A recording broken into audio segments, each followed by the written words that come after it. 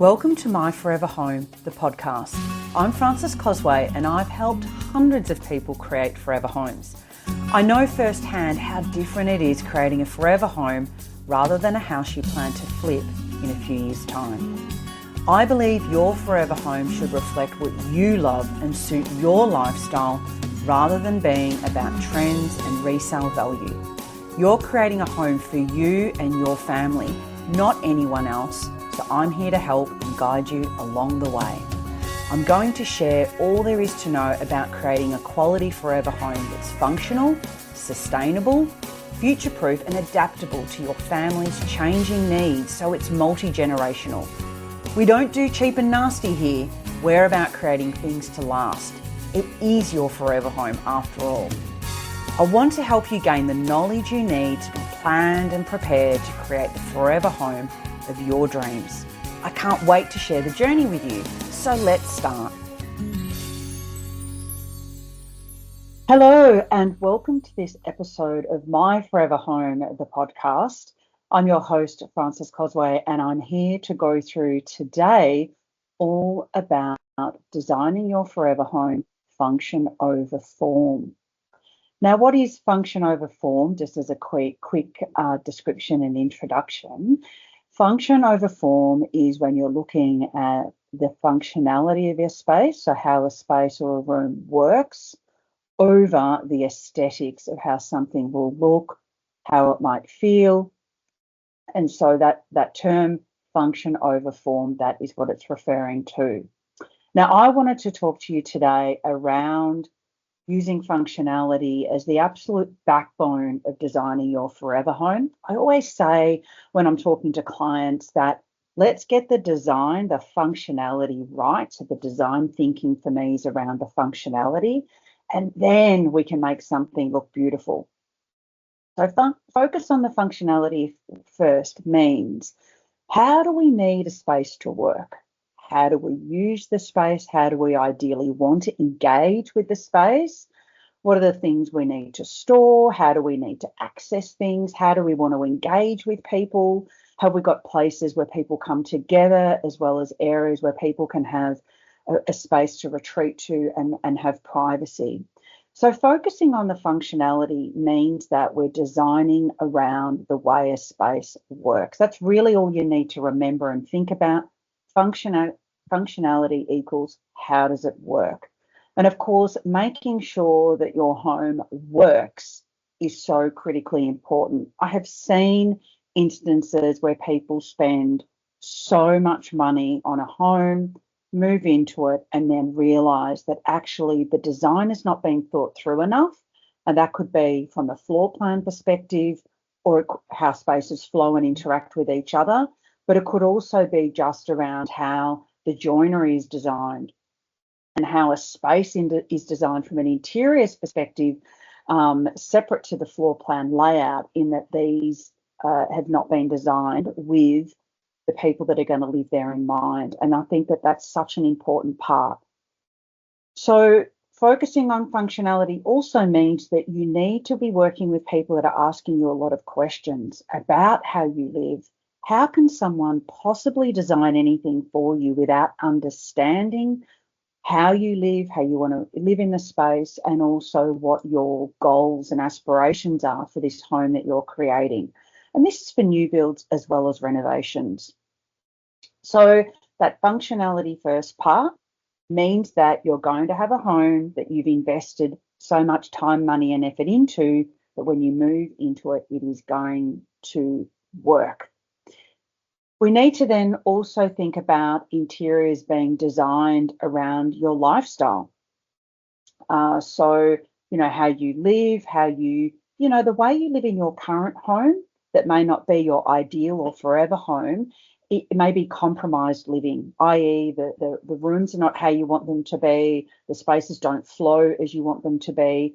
And so when you are renovating and building for this forever home, then it needs to be designed around your lifestyle. And you may be able to write down notes around what are the things that are really important to you. It could be the connection with indoors and outdoors. It could be that you want a house that's really set up for entertaining, having lots of people over on a frequent basis. It could be that you need a kitchen area that is really set up for and designed around having 2 or 3 people cooking or preparing in there at any one time. Now, the way that's designed is going to be very different to someone that actually doesn't want to have people over or doesn't entertain very often or actually never cooks in their kitchen. The design of those spaces is going to be different. So you need to make sure that they are designed around your lifestyle. And it goes back to the point I made earlier. You need to be asked a lot of questions by your designers for them to have any chance of designing something that is going to reflect all of these requirements that you have. One thing I just want to point out here too is to think beyond your current life stage. Make sure that the house that's being designed is future proof. Now, what I mean by that is if you're creating a forever home, the idea is you're going to stay in there long term. Now, look, no one really knows what forever is. It may be that you're there absolutely forever, but it could also mean that you're there for 10, 15, 20 years. That's still a good chunk of time that the investment is absolutely worth getting it designed around your specific requirements. So it's very easy to fall into the trap, and I'll use the word trap, of thinking about your current life stage because you're living it right now. But what you're living right now may not be what you're living in 3 years' time, in 5 years' time, in 10 years' time. So a classic example of this is when I have clients come to me and they have young children, toddlers. So their thinking is around, oh, I need floors that are going to be soft in case my kid falls over. I need to make sure that I don't have any sharp edges in case my kid falls over.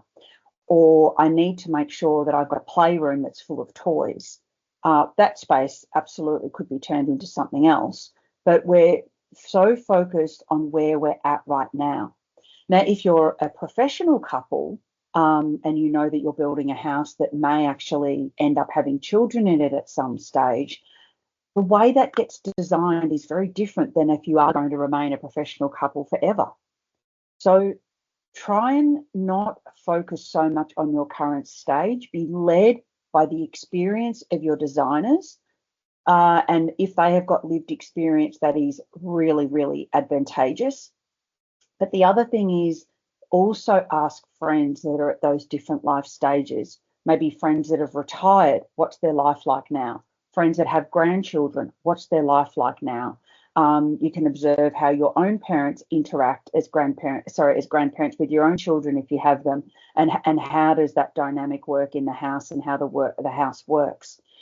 Ask friends of yours that may have teenage children if you have young children, or if you have no children at all, about the baby, the toddler, those tween years, then it's teenage years, then it's adult children. Because even if you may not get to that stage, if you're future proofing and creating a lot of adaptability in the space, it means then your house can flex as you need it to through the different life stages. And that then leads to obviously creating flexibility with spaces.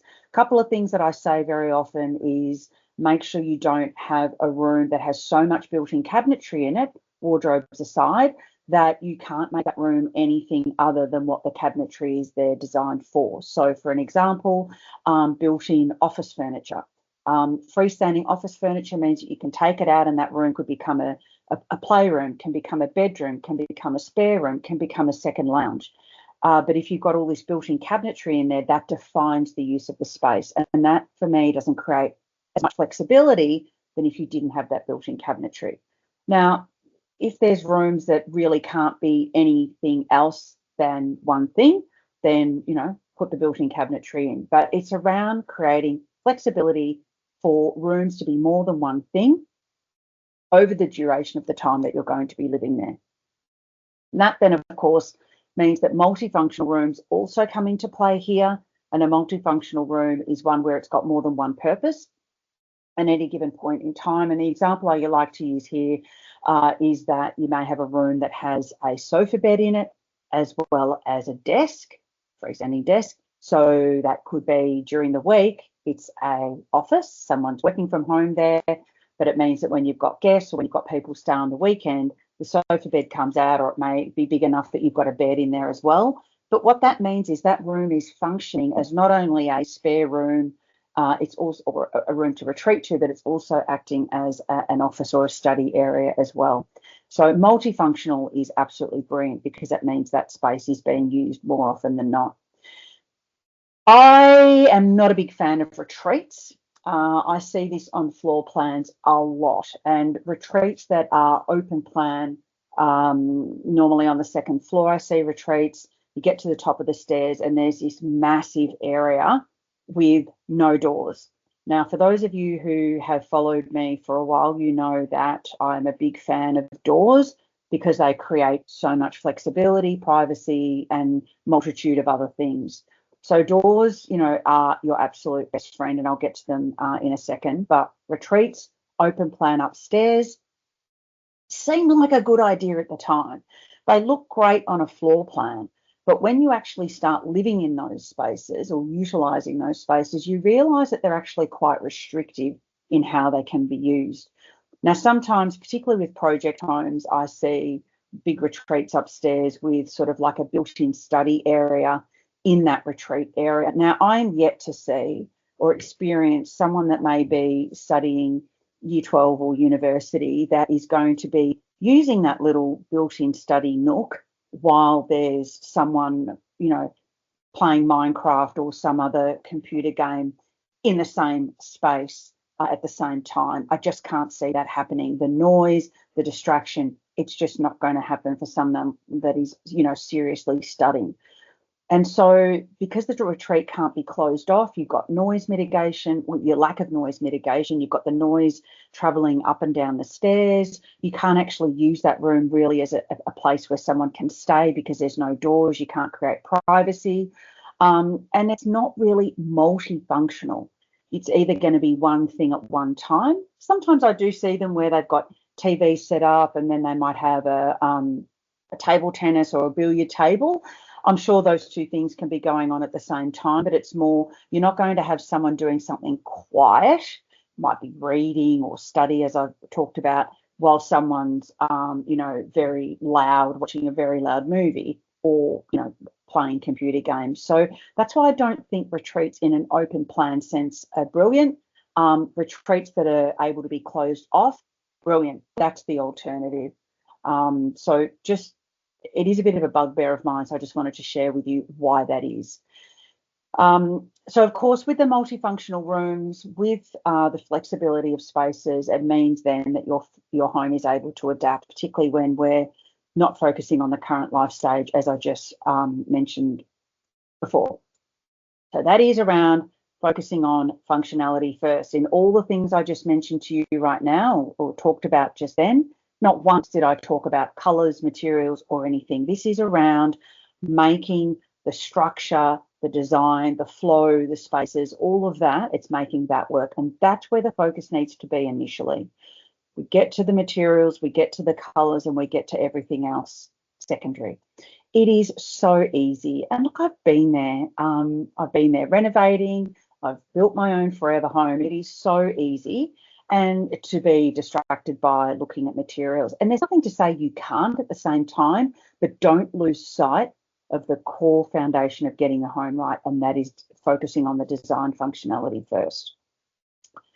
I wouldn't say I've coined this term, but I suppose it is a little bit of a term that I use, that you can have the most beautiful home in the world, but if it's not designed to your lifestyle and what you need, it's not functional and it won't work for you. And guess what? You'll end up moving.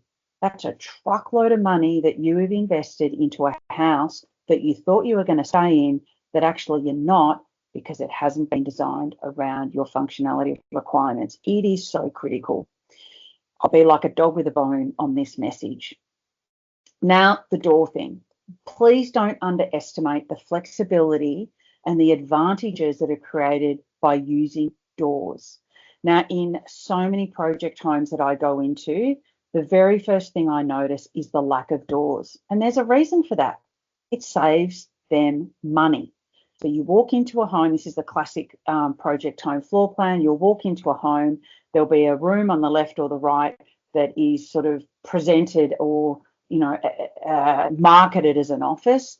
and it's got no door, and it's got a big, massive square arch. And I say that in inverted commas because it's not a soft, angular arch. It's actually just a big square. And you can't close that off. So I'm yet to see how someone can have Zoom calls and have, you know, a proper working environment without any doors. So there's that issue. Then you'll go to the second lounge. As you walk down to the hallway, you'll see the second lounge room. Sometimes if you're really lucky, there might be a door on that. More often than not, it's also open plan. So you've got all these rooms, not open plan, it's open without a door. So you've got all these rooms at the front of the house that are open. You can't create privacy. They can't be used for multiple things, as in that's our multifunctional thing that's coming to the fore. So you're really lacking flexibility. So that's a really common thing that I see in project homes. And so when I'm working with clients that have lived in those spaces, and of course they see that there's not a lot of flexibility involved and it's frustrating with all the noise, I'm then putting doors in. Now, look, it doesn't happen all the time, but it's common. So doors, what do they give you? They give you the opportunity to create zones.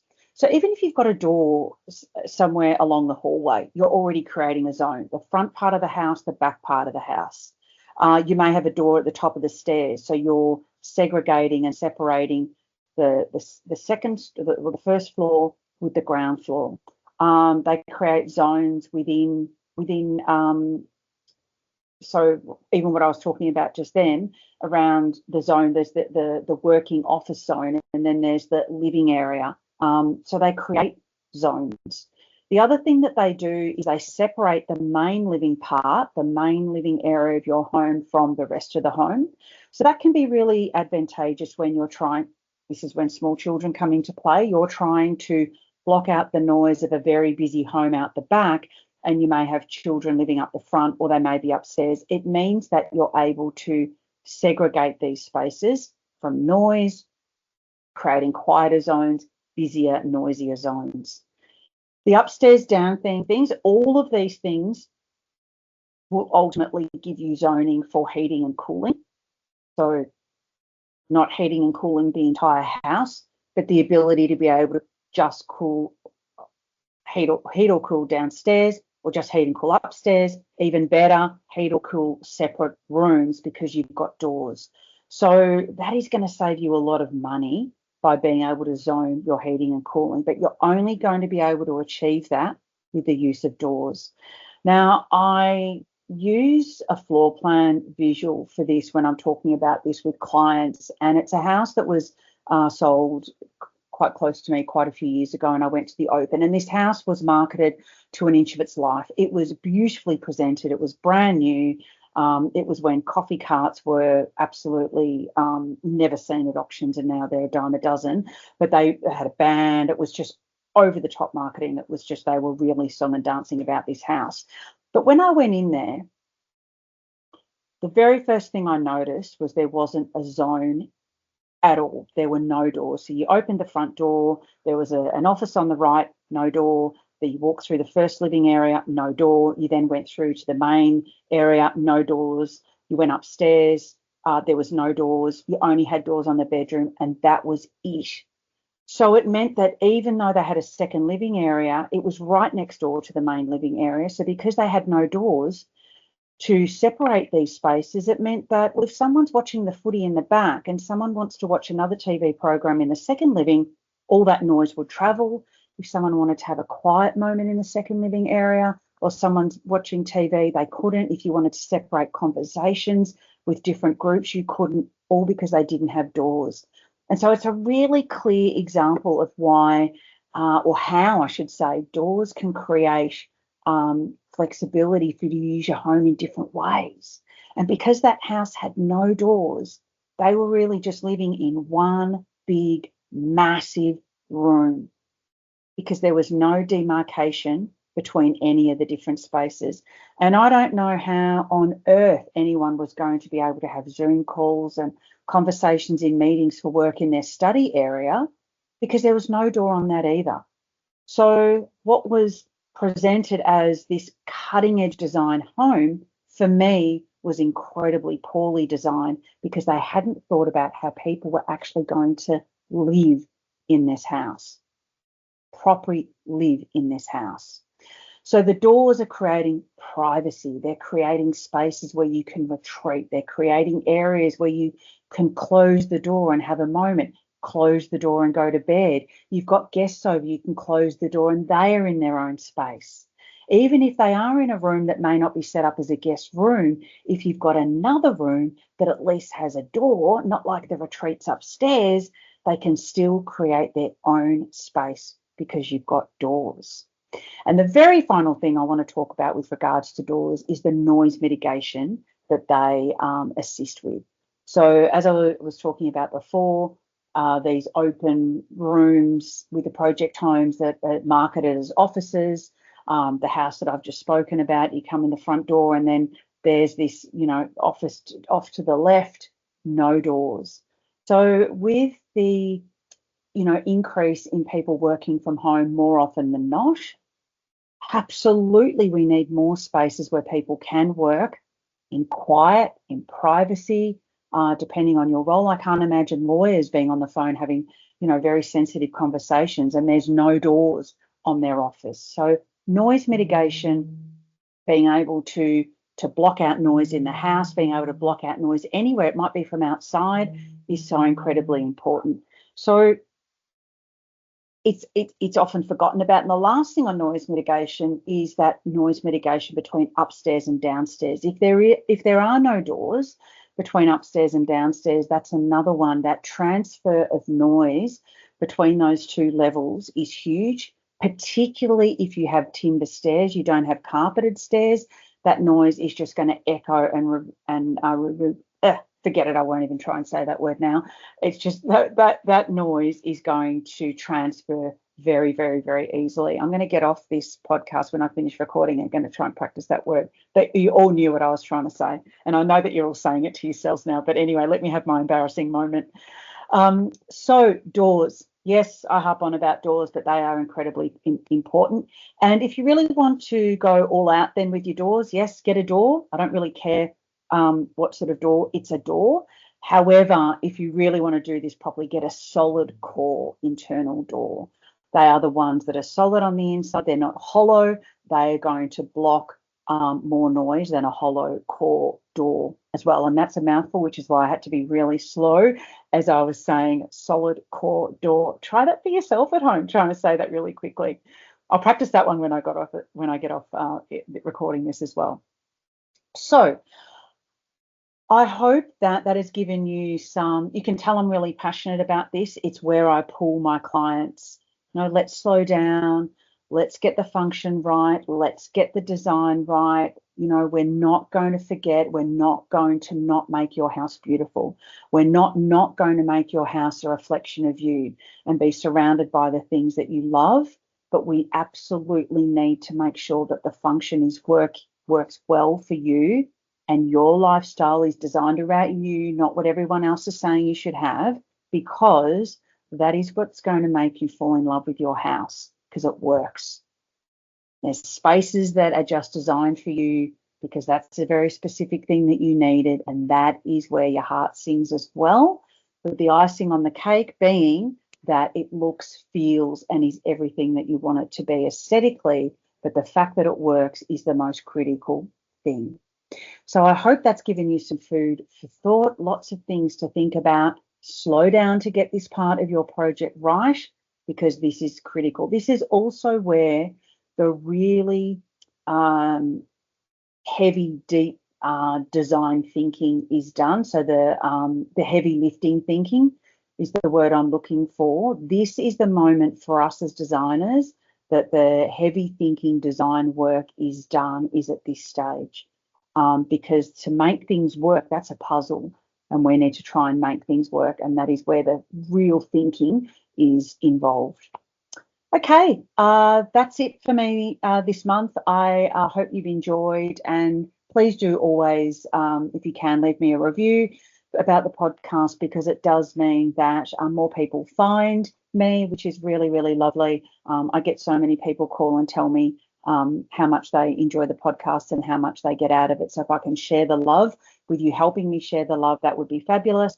And finally, if you're at a stage of your project that you need some help with, the design heavy thinking, all the materials on any stage that you're at, you always know how to get in contact me. There's always a book a chat on the White Pebble Interiors website, and we can have a chat about how I may be able to assist you. That's it for me. Bye for now. If you're ready to renovate or build your forever home, you're in the right place. Here are some ways to gain further inspiration or how we can work together. Book a chat with me so we can discuss your project in more detail and see how we may be able to assist you with one of our fixed price packages. You can book a chat with me directly at whitepebbleinteriors.com.au/chat. If you're after some peace of mind that your floor plan is as good as it can be, for a small investment, a floor plan sanity check could be just what you need. I review your plans as that second set of professional eyes, ensuring it's functional, flexible, and future-proof for lasting peace of mind. This can save you thousands in structural changes down the track. You can find out more and book directly at whitepebbleinteriors.com.au.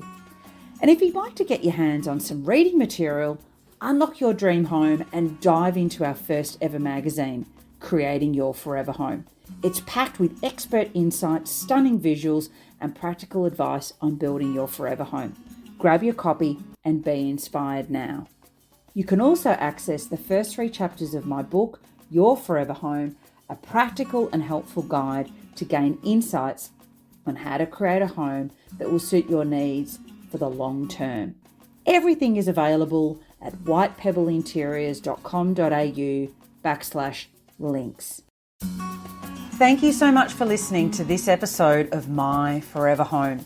If you loved it, please leave a review, share it on Facebook and Instagram for your friends, and be sure to sign up to our newsletter for more insights on creating the forever home of your dreams. If you're really ready to get started, you can book a chat with me via the website whitepebbleinteriors.com.au or check out our online courses designed to provide a clear framework for you at myforeverhome.com. If you've got a question, be sure to get in touch at podcast@myforeverhome.com. Have a great day.